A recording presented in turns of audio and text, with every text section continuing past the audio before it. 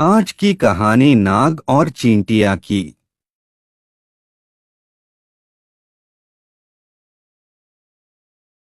एक जंगल में एक नाग रहता था।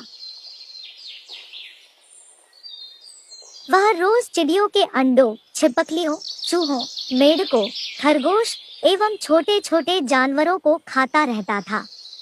इस प्रकार छोटे छोटे जीवों को खाकर दिन भर सुस्त पड़ा रहता। कुछ दिनों में ही वह काफी लंबा मोटा हो गया। उसका घमंड भी बहुत बढ़ गया। एक दिन नाग ने सोचा, मैं जंगल में सबसे ज्यादा शक्तिशाली हूँ। मैं जंगल का राजा हूँ। अब मुझे अपनी प्रतिष्ठा और आकार के अनुकूल किसी बड़े स्थान पर रहना चाहिए। यह सोचकर उसने अपने रहने के लिए विशाल पेड़ का चुनाव किया। पेड़ के पास चींटियों का एक बिल था। वहाँ ढेर सारे मिट्टी के छोटे छोटे कण जमा थे। नाग ने कहा, यह बवाल मुझे पसंद नहीं। यह गंदगी यहाँ नहीं रहनी चाहिए। वह गुस्से से बिल के पास गया और उसने चींटियों से कहा, मैं नागराज हूँ, इस जंगल का राजा। मैं आदेश देता हूँ कि जल्द से जल्द इस कूड़े को यहाँ से हटाओ और चलती बनो। नागराज को देखकर अन्य जानवर थर-थर कांपने लगे,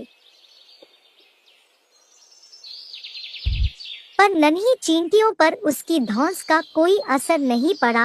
अब नाग का गुस्सा बहुत बढ़ गया। उसने अपनी पूंछ से बिल पर कोड़े की तरह जोर से प्रहार किया।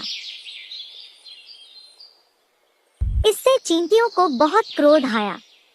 क्षण भर में 1000 चींटियां बिल से निकलकर बाहर आ गई। वे नाग के शरीर पर चढ़कर उसे काटने लगी। नागराज को लगा जैसे उसके शरीर में एक साथ हजारों कांटे चुभ रहे हों। वह असह्य वेदना से विह्वल हो उठा। असंख्य चींटियों से वह घिर गया था।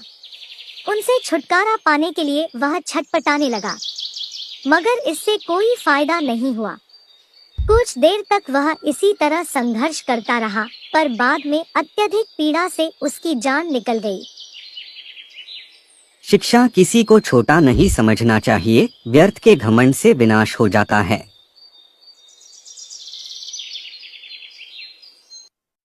कहानी पसंद आए तो लाइक, शेयर और सब्सक्राइब जरूर करें।